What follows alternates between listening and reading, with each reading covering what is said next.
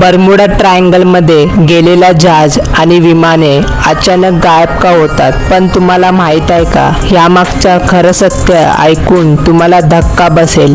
उत्तर अटलांटिक महासागरातील Florida, Bermuda आणि प्युर्टो रिको यांनी जोडणारा भागाला बर्मुडा ट्रायंगल म्हणतात.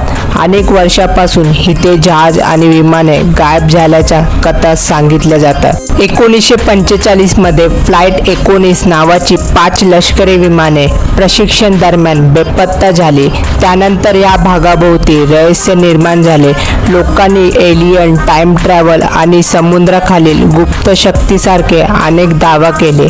पण सत्य ऐका, वैज्ञानिकाच्या मते बर्मुडा ट्रायंगलमध्ये कोणताही अलौकिक शक्ती नाही. हा भाग अत्यंत व्यस्त समुद्र आणि हवाई मार्गापैकी एक आहे.